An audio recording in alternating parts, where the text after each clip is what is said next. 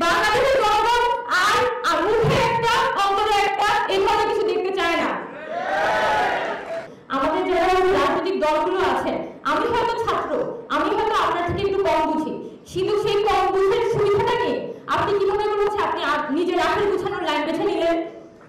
এই কথাটা তো করতেই হয়। কারণ কেন এই দেশটা কি আপনার না?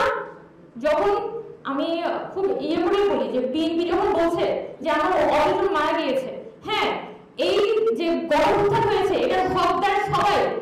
এই হকদার, এখানকার হকদার সকল রাজনৈতিক সংগঠন, আওয়ামী লীগ বাদে এখানে অনেক রাজনৈতিক সংগঠন তারা কিন্তু জীবন দিয়েছে, মাঠে কিন্তু জীবন দিয়ে লড়াই করেছে।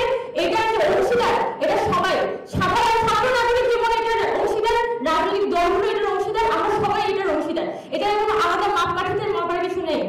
কিন্তু আপনি যখন এইটার উপর দাঁড়িয়ে ভোট বলতে চান যে হয়ে গেছে এখন নির্বাচন দিয়ে যান, তখন কিভাবে করে মনে করেন যে জনগণ আপনাকে মেনে নিবে? এবং এই ঘটনাটাই আসলে গতকালকে হয়েছিল। যখন আমরা আরটিভি প্রোগ্রামটাতে যাই, তখন একজন শ্রোতা উনি ফোন করে শুধু এই কথাটাই বলেছিলেন যে আমার অপমানিত ফিল হচ্ছে, যে আমরা যে সময় দাঁড়িয়ে আছি এটা কোনো একাগ্র সরকার না, একটা গণহত্যা হয়েছে, হাজার হাজার মানুষের লাশ পড়েছে এবং লাশের উপর দাঁড়িয়ে একটা সরকার প্রতিষ্ঠা হয়েছে। এবং যারা হচ্ছে আজকে এসে সংবিধানের দোহাই দেন, যারা বলেন যে ওই ১/১১ সরকারের সময় কি হয়েছিল, ১/১১ সরকার কি লাশের উপর দাঁড়িয়ে তৈরি হয়েছিল? তো আজকে এসে আমাদের তো ১/১১ সরকারের উপর জনগণের কি ইচ্ছা ছিল? জনগণের তো কোনো দায় ওই সরকারকে নিতে হয় না। কিন্তু আজকে যে একটা অন্তর্বর্তীকালীন সরকার তৈরি হয়েছে, এই বাংলাদেশের প্রত্যেকটা কৃষক, মজুর সকলে মনে করে যে এটা তার সরকার। এটা তো ওই অন্তর্বর্তীকালীন সরকারের একটা দায়। এবং এই অন্তর্বর্তীকালীন সরকারকে সেই জায়গা থেকে কিভাবে সফল কাম করতে পারে, এটা আমাদের সবার দায়, এটা বাংলাদেশের জনগণের দায়। কেন এই কথাগুলো বলছি সেটা এই জুলাই গণঅভ্যুত্থান এবং গণঅভ্যুত্থান পরবর্তী সময়ে যে অন্তর্বর্তীকালীন সরকার হয়েছে এবং সেটার আফটারম্যাথ, এটা নিয়ে আমার ব্যক্তিগত একটা অবজারভেশন হিসেবেই আপনারা দেখবেন। এবং যেহেতু এখন একটা ফ্রিডম অফ স্পিচ এবং সবারই মত প্রকাশের একটা পরিবেশ তৈরি হয়েছে, তো আমাদের সবারই কিন্তু একটা চিন্তা ভাবনা আদান প্রদানের মধ্যে থাকা উচিত।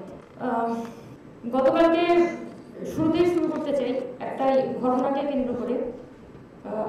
গতকালকে রাতের বেলা আমরা একটা টক শোতে গিয়েছিলাম, আমি আর জাতীয় নাগরিক কমিটির নাসির ভাই ছিল, বাকি যারা ছিলেন কিছু আইনজীবী ছিলেন আর সাংবাদিক ছিলেন এবং বিএনপির নেতৃত্বস্থানীয় কয়েকজন ছিলেন।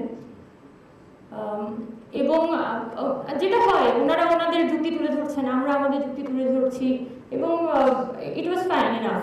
কিন্তু একজন শ্রোতা উনি কল করেন এবং ওখানে তিনি তার অনুভূতিটা ব্যক্ত করেন, যে মানে তিনি বলেন যে আমি যে গণহত্যাটা করেছি, আপনারা তো যখন বিএনপির উনি বক্তব্য দিচ্ছেন, উনি তো আমার প্রতি কোনো সম্মানই দেখালেন না, ওই গণহত্যার প্রতি আপনি কোনো সম্মানই দেখালেন না।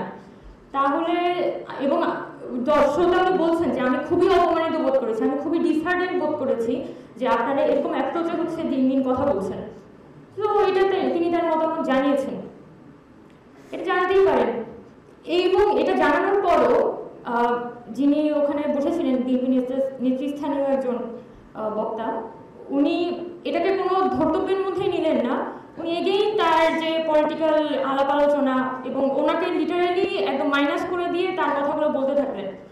এবং সাথে আরেকজন সাংবাদিক ছিলেন, উনিও সেম টোনে একদমই মাইনাস করে দিয়ে এখানে যে মানুষের একটা অভ্যুত্থান হয়েছে সেটা বাদ দিয়ে, আচ্ছা ১/১১ সরকারে কি হয়েছিল, ও আওয়ামী লীগের শুরুতে কি হয়েছিল, এই সাইকোলজিক এই বেসিসেই হচ্ছে যে উনি শুধুমাত্র মূলত কনস্টিটিউশনের বেসিসেই ওনারা শুধুমাত্র পুরা অন্তর্বর্তীকালীন সরকার এবং বর্তমান পরিস্থিতিকে ব্যাখ্যা করার চেষ্টা করছিলেন। তখন আমি আর নাসির ভাই এক পর্যায়ে জিনিসটা নিতে পারিনি, মানে ওনারা এতটাই মানে যাচ্ছেটাই বলে যাচ্ছিলেন যে আমার আর নাসির ভাইয়ের পক্ষে এক পর্যায়ে এটা নেওয়া সম্ভব হচ্ছিল না এবং আমাদের গা হাত পা কাঁপছিল, দুইজনেরই গা হাত পা কাঁপা শুরু করে দেয় এবং শেষে আমি বলতে বাধ্য হই চাই না, এখন যাই দাঁড়াবে যত পলিটিক্স হবে ওপেনে হবে, সবাই সবার পলিটিক্স করবে, জনগণ চুজ করবে সে কি চায়, এটা ছিল আমাদের ওই সময়কার সিদ্ধান্ত। কিন্তু সেটার জন্য আমার তো দেশটাকে একটা মিনিমাম সিস্টেম ক্রিয়েট করে দিতে হবে, একটা ব্যবস্থার মধ্যে তো আমার ঢুকতে হবে, এবং আমার যত ডায়ালগ সেটা হবে সেটাকে কেন্দ্র করে যে আমার সিস্টেমটা আমি কিভাবে করে রিপেয়ার করতে পারি, নতুনভাবে কিভাবে আমরা দেশটাকে নির্মাণ করতে পারি।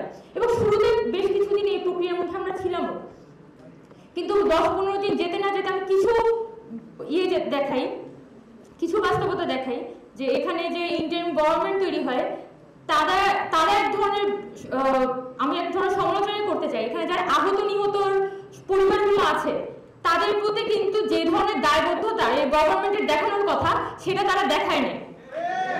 এখন যখন এই পরিবারগুলোর উপর তারা দায়বদ্ধতা দেখায় না, সেই দায়টা এসে পড়েছে আসলে ছাত্র জনতার উপর, যারা এই আন্দোলনে লিড দিয়েছে তাদের উপর।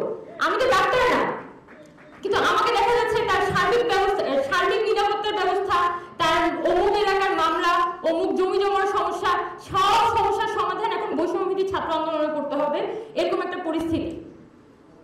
তো এই যে এরকম একটা রাষ্ট্রের মধ্যে যখন সবগুলা আমাদের সবার কিন্তু একত্রিতভাবে কাজ করার কথা, সেই জায়গায় কি হয়েছে যে অন্তর্বর্তীকালীন সরকার সে কোনো প্ল্যান তৈরি করতে পারলো না যে কি প্ল্যানের বেসিসে আমি আসলে আগাবো। আমাদের বৈষম্যবিরোধী ছাত্র আন্দোলন, আমরা বৈষম্যবিরোধী ছাত্র আন্দোলন আমরা ডিসাইড করতে পারছি না যে আমি মামলা সামলাবো, আমি তদবির সামলাবো, না আমি কি সামলাবো, আমি রাষ্ট্রের কোন রুটম্যাপ আমি দিব, এই ধরনের কোনো ডিসিশন আমরা আসতে পারি নাই। এবং আলহামদুলিল্লাহ আমাদের যে রাজনৈতিক দলগুলো আছে, আমি তাহলে স্পেসিফিক্যালি বলবো না, কিন্তু প্রত্যেকেরই একটা ভাষার মধ্যে রাজনৈতিক দলগুলোর মধ্যে নির্বাচন দিতে হবে, যত দ্রুত সময়ের মধ্যে, কোনো মধ্যে রিপোর্ট দিয়ে দেন এবং নির্বাচন দেন, এরকম একটা লাইনের মধ্যে সবগুলো রাজনৈতিক দল ঢুকে গেছে। তো যখন দেশের মধ্যে একটা 5 আগস্ট একটা লাশের উপর দাঁড়িয়ে একটা সরকার আসার পরে যখন প্রত্যেকটা গ্রুপ আলাদা আলাদা করে ডিভাইড হয়ে যাইতে থাকে, আবার আমি মুখে হচ্ছে জাতীয় ঐক্যমত্যের ফেনা তুলি, তখন তো তার মানে আমার অন্তরে একটা মুখে আরেকটা, বা এটাই বাংলাদেশের জনগণের সাথে বেইমানি। বাংলাদেশের জনগণ আর মুখে একটা অন্তরে একটা এই ধরনের কিছু দেখতে চায় না। এবং এই ঘটনাগুলো কিন্তু আওয়ামী লীগের যে ফ্যাসিস্ট সিস্টেম সেটাকে কায়েম রেখেছিল। আওয়ামী লীগ বলেছে যে এটা অমুক জামাত শিবির, তমুক এটা তমুক সেটা, এটা বলেছে নানা কিছুকে লেজিটিমেট করার চেষ্টা করেছে, সে পলিটিক্যাল পার্টিগুলোকে লেজিটিমেট করার চেষ্টা করেছে, মানুষকে সে নানানভাবে একটা হয়রানির মধ্যে ফেলেছে।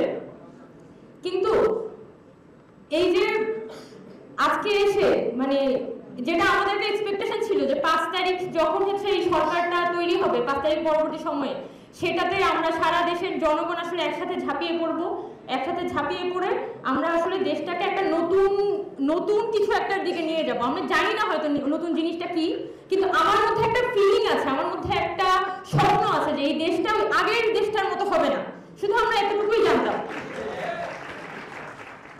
তো সেই যে আগের দেশটা আমরা জানতাম, সেই জায়গাটা নিশ্চিত করার জন্য আমাদের যে বিশেষজ্ঞরা আছে